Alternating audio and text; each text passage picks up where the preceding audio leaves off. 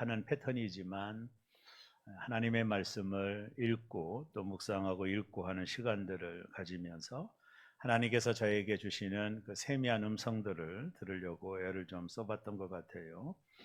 한 번은 빠른 걸음을 멈추고 나를 돌아보는 시간도 필요하다 하는 생각을 했기 때문에 그렇습니다. 정말 하나님이 나에게 뭘 원하실까? 여기 이 목사에게 뭘 원하실까? 과연 교회 성장일까? 교회 부흥일까? 이런 원초적인 질문들을 좀 해봤고, 또 교회 성장에 함몰되다 보면 성도들을 기능적으로 대할 수 있기에 또 예민했고, 또 그 가운데 상처가 있기도 했고, 뭐 여러 가지 복합적인 이유 때문에 잠시 발걸음을 멈추고 하나님 말씀 앞에 내가 마음을 열고 있었던 것 같아요. 그때 하나님이 나에게 주셨던 아주 귀한 말씀이 오늘 우리가 읽은 데살로니가전서 5장 16절과 18절인데요. 이 말씀이 마침 성경에서 툭 튀어나와서 나에게 주시는 말씀으로 제가 한 주간 받았습니다. 그래서 이번 주 설교를 이 본문을 택하게 됐는데요. 데살로니가전서 5장 16절과 18절을 보면 항상 기뻐하라, 쉬지 말고 기도하라, 범사에 감사하라, 이것이 그리스도 예수 안에서 너희를 향하신 하나님의 뜻이니라. 자, 이 말씀을 제가 묵상하면서 이 말씀이 나에게 이렇게 말을 했어요. 이 목사 항상 기뻐해. 항상 기뻐해. 쉬지 말고 기도해. 범사에 감사해야 된다.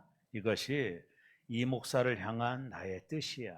이렇게 말씀이 나에게 말씀을 하셨어요. 말씀이 말씀한다 귀하죠. 아까 장로님께서 레마의 말씀하셨는데 이걸 가지고 얼마나 많이 설교를 제가 했는지 몰라요. 근데 이 말씀이 나에게 주는 말씀으로 한 주간 내 마음을 내려놓으니 나에게 주시는 말씀으로 참 다가왔어요. 그래서 제가 큰 충격을 받았던 말씀입니다. 첫째, 하나님이 나에게 이렇게 하셨어요. 항상 기뻐하냐. 항상 기뻐하냐. 나를 객관적으로 바라보면서 나는 지금 항상 기뻐하나? 이런 질문 앞에 자신이 없었어요. 하나님, 저 기뻐하지 않아요. 저 항상 기뻐하지 않아요. 이렇게 내 안에 나도 모르는 반항심이 나오더라고요. 하나님 아시잖아요. 항상 기뻐할 수 없어요. 제가 마이크 메이슨이라는 분이 쓰신 책 예수는 믿는데 기쁨이 없어서라는 책이 있어요. 시간 되면 여러분도 한번 읽어보시면 좋은데요. 이 책의 저자는 경계성 우울증을 앓았습니다. 이 책의 서론 부분에 아주 심각한 디프레션이 있었거든요. 그러니까 늘 마음이 우울한 거예요. 기쁨이 있을 수 없죠. 그러다가 하나님의 말씀을 읽으면서 내가 이렇게 인생을 살 수는 없다. 그래서 내가 지금부터 90일 동안, 딱 90일입니다. 90일 동안 무작정 기뻐하기로 작정을 하고 쓴 책입니다. 처음부터 내가 90일 동안 내가 무작정 기뻐하리라.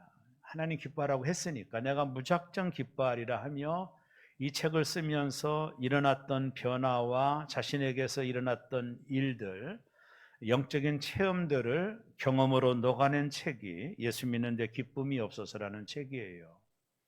이 책 속에서 저자는 이런 얘기를 합니다. 기쁨은 마치 근육과 같다. 이런 말을 하거든요. 기쁨은 근육과 같다. 여러분, 근육을 많이 쓰면 강해지잖아요. 스트롱해지는 것처럼 우리가 기쁨을 자주 사용하면 기쁨의 삶을 살 수 있다는 겁니다. 이 책의 내용이 그 내용을 담고 있고요. 이 책의 마지막 90일 동안 내가 무작정 기뻐함으로 나에게 얻었던 축복이 뭐냐면 내가 경계성 우울증에서 완전히 회복됐다라는 거예요. 이게 정말로 놀라운 일입니다. 이게 정신과 약을 먹고 정신과 상담을 받아도 고쳐지지 않았던 이 우울증이 90일 동안 무작정 내가 기뻐하기로 선택하고 의지적으로 작정하며 내가 기뻐할 거야. 이 90일을 실제적으로 실천해 보았더니 자신에게 있었던 우울증이 사라지는 그런 경험을 90일 만에 체험했다라는 책입니다. 우리는 이런 말을 들으면 내가 어떻게 항상 기뻐할 수 있어? 그건 불가능해. 나는 지금 기뻐할 상황이 아니야. 하나님은 아시잖아. 문제도 있고 몸도 아프고. 제가 지금 아내에게 얘기는 안 했지만 지난 월요일 저희 아버님이 전화가 왔어요. 저희 모친이 교통사고로 지금 거의 3년째 움직이지를 못해요. 90이 다 된 아버님이 간호를 옆에서 다 하십니다. 밥도 하고 화장실도 이렇게 하고. 근데 월요일 날 전화 와서 울먹거리는 소리로 큰아들 나 이제 더 이상 못하겠어. 이 전화를 받고 너무나도 가슴이 아팠어요. 이분들이 강한 분들이거든요. 부모님들이 슈퍼를 오래 했기 때문에 강한 분들인데 88살 아버님의 눈물을 제가 전화로 들었어요. 어떻게 좀 해줘. 근데 모친은 요양원도 안 간다고 하시니까 다른 방법이 없었어요. 저에게는 몇 번 가서 해도 안 가신대요. 그러니까 아버님이 지금 90 다 된 분이 옆에서 그 요양을 다 하니 본인이 얼마나 어렵겠어요. 화장실도 저희 어머님이 저보다 2배는 더 뚱뚱하시거든요. 얼마나 어렵겠어요. 더 이상 큰아들 할 수 없어 이렇게 오셨더라고요. 제가 기도해 보겠다고. 한 주간 참 마음이 많이 우울했습니다. 뭐 여러 가지 이유도 있지만 참 괴롭더라고요. 모시고 올 수도 없고, 그렇다고 아내를 보내 간호하라고 할 수도 없고, 처음 아내한테 얘기하는데 마음 아플까 봐 이제 큰아들로서 아들 도리는 해야 되잖아요. 나도 목사이기 전에 아들이잖아요. 큰아들 장남이고 그 도리를 못하고 있는 내 자신이 너무 슬펐어요. 실은요. 울고 싶더라고요. 잠시 삶을 내려놓고 제가 좀 작은 기도원에 올라가서 한 주간 여러 가지 참 생각을 많이 하게 됐어요. 그래서 그때 나에게 하나님이 주셨던 말씀이 바로 오늘 본문이 확연하게 나에게 주셨어요. 하나님, 저 목사 이전의 사람입니다. 제가 이런 상황에서 하나님 기뻐하라는 건 말이 안 됩니다. 저 기뻐할 수 없어. 이렇게 내 마음 안에서는 계속해서 하나님의 말씀에 대한 거부가 자꾸 생겼어요. 실은요. 나도 인간이고 나도 사람이고 슬플 때는 슬픈 사람이고 절망적일 때는 절망을 갖는 사람임에 불구하기에 너무나도 괴롭더라고요. 근데 끊임없이 하나님은 말씀하셔요. 기뻐해야 돼. 제가 그 하나님의 말씀 앞에서 제가 뭘 느꼈느냐, 옛날에도 느꼈지만 기뻐하는 것은 감정이 아니라는 거예요. 이게 기쁨이 감정이라면 우리는 결코 항상 기뻐할 수 없습니다. 사실은요. 우리가 어떻게 항상 기뻐합니까? 이게 감정이라면 결코 기뻐할 수 없어요. 해야 하는 이유는 우리의 감정 때문이 아니에요. 이것은 하나님의 뜻이라는 거예요. 여기 우리가 주목해야 하나님의 뜻이고 하나님의 계명이고 하나님의 명령이라는 거예요. 여러분, 계명과 하나님의 뜻은 순종밖에 없거든요. 이게 의지적인 거예요. 이거는요.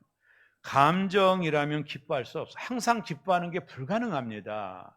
저도 그렇지만 우리 모든 분들도 마치 어떻게 우리가 항상 기뻐할 수 있나요? 어떤 때는 어려운 일도 오고 몸이 아파서 괴롭기도 하고 안 되는 일도 있고 사업도 안 되고 어떻게 항상 기뻐할 수 있겠어요? 우리의 감정을 가지고는 이걸 우리가 순종하기 어려워요. 이게 의지적인 순종이 있는 거예요. 왜요? 하나님의 뜻이라고 하니까, 하나님의 계명이라고 하니까 의지적으로라도 내가 기쁨을 선택하는 거예요. 이건 명령이거든요. 순종밖에는 이 말씀을 이루어드릴 아무런 능력이 없어요.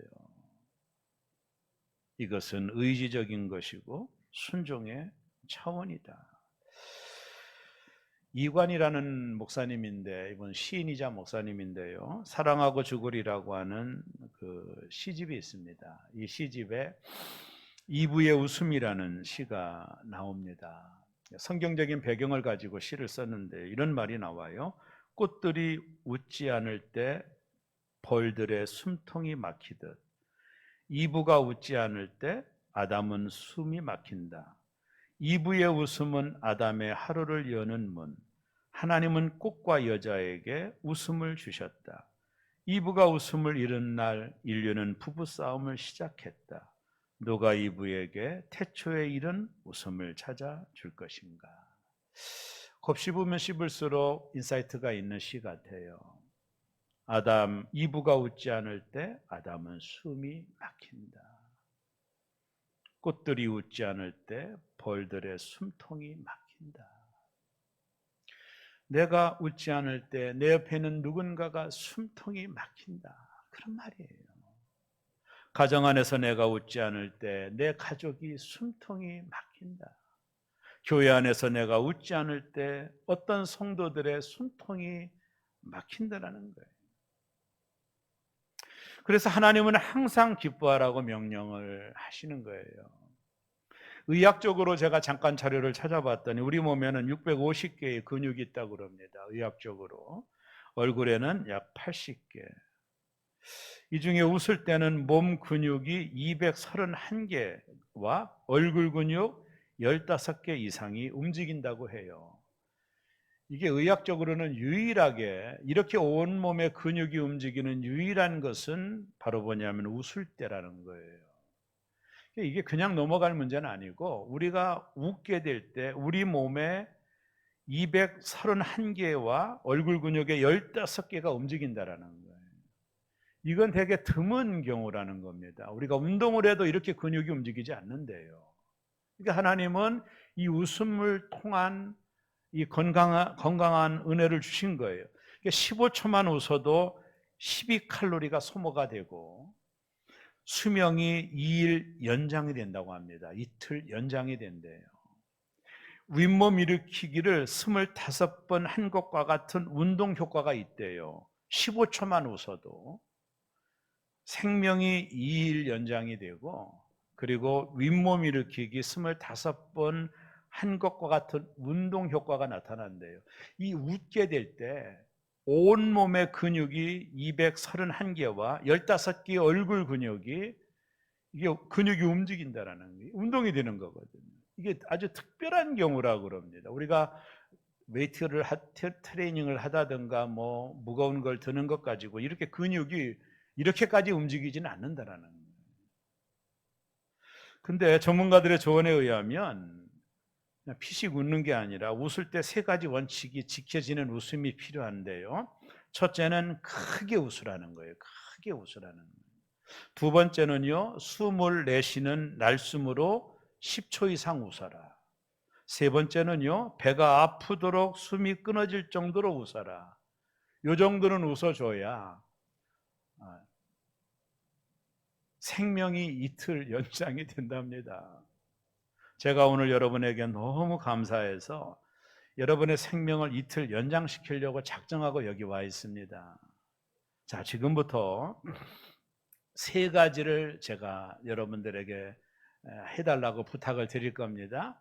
여러분을 위해서 하는 겁니다. 옆에 있는 분이 숨통이 막혀 있으니까 숨통을 풀어줘야 되거든요. 자, 그래서 먼저는 크게 웃는 겁니다. 자, 지금부터 다 같이 시작하면 하여간 이 성전이 떠나갈도록 웃는 겁니다. 시작. 자, 보세요. 박수 치며 웃는 분은 정석입니다. 그렇게 하면 조금 안 돼요. 제가 볼 때는 만족하지 않아요. 다시 한번 진짜 소리내서 크게 한번 웃어보는 겁니다. 시작.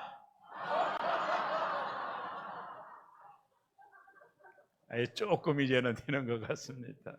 옆에 계신 분은 숨통이 터지는 것 같아요. 그 다음에 웃을 때 숨을 날숨으로 웃으라는 걸, 이렇게 숨을 내쉬면서, 들숨이 아니라 내쉬면서 크게.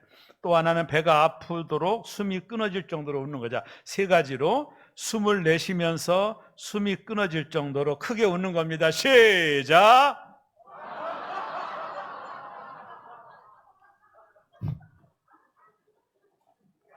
시키는 나도 어색해요. 옆에 계신 분은 숨통이 좀 튀어지죠. 여러분 보니까 목사 숨통도 좀 튀어지는.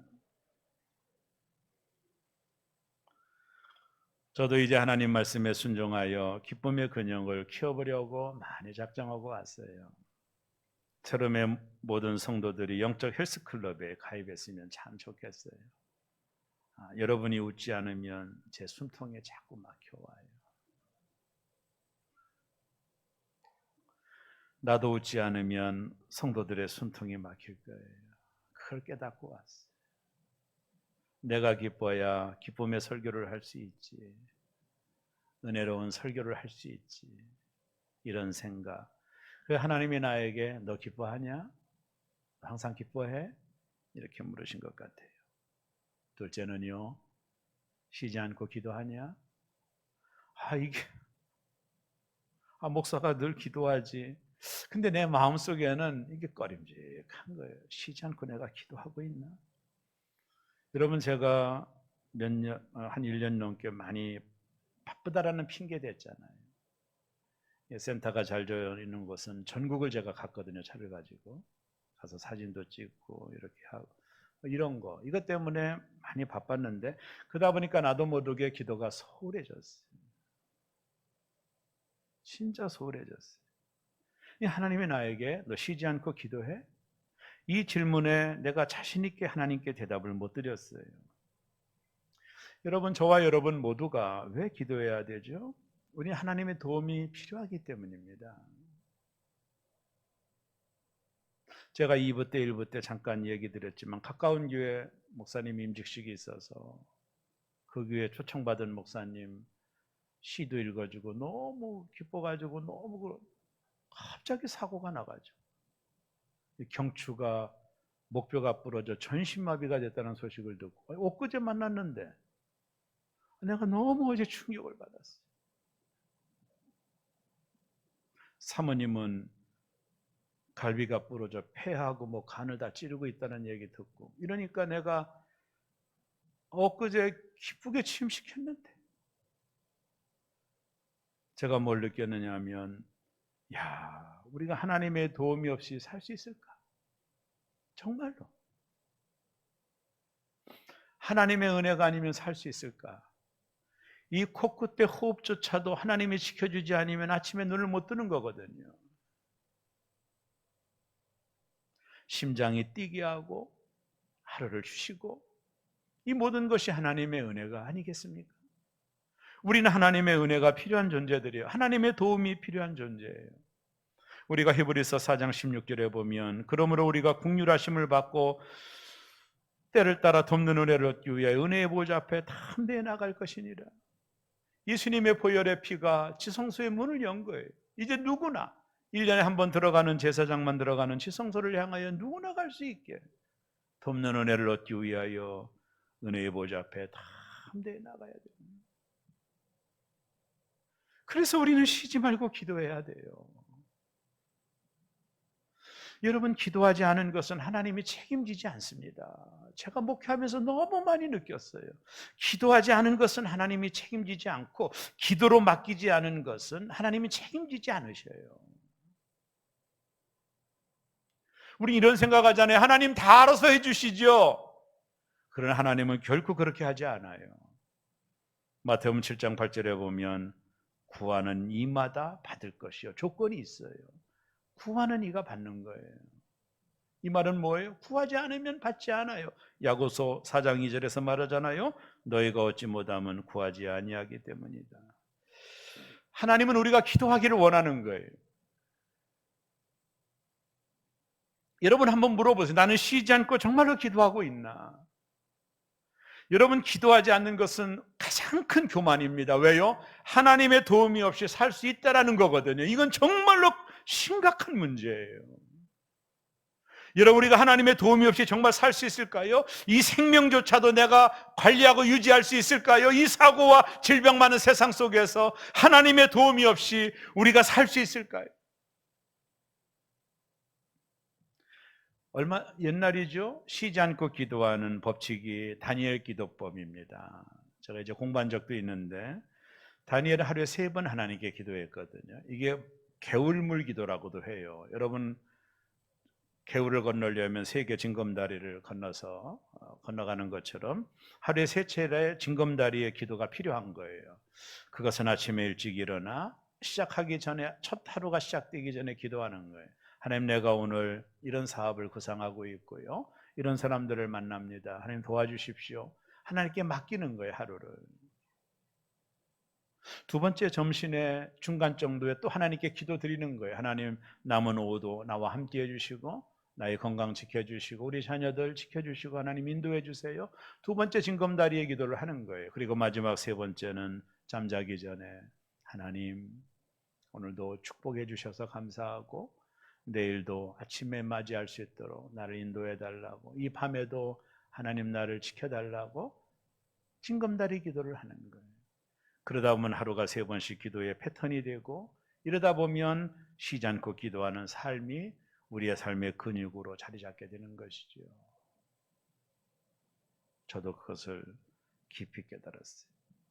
세 번째, 하나님 이러셨어요. 범사에 감사하냐? 이 하나님의 질문에 한참 생각을 했어요. 내가 지금 감사하고 있나? 나는 정말로 감사하고 있나? 너무나도 하나님께 부끄러웠습니다. 고개를 들지 못할 정도로 부끄러웠습니다. 여러분에게도 부끄러웠습니다. 탈무드에 보면 세상에서 가장 현명한 사람은 항상 배우는 사람이요, 세상에서 가장 강한 사람은 자기를 이기는 사람이요, 세상에서 가장 행복한 사람은 모든 일에 감사하는 사람이다. 정말로 행복하려면 감사가 회복이 되어야 된다는 거죠. 감사 없이는 행복이 이룰 수가 없다라는 거예요.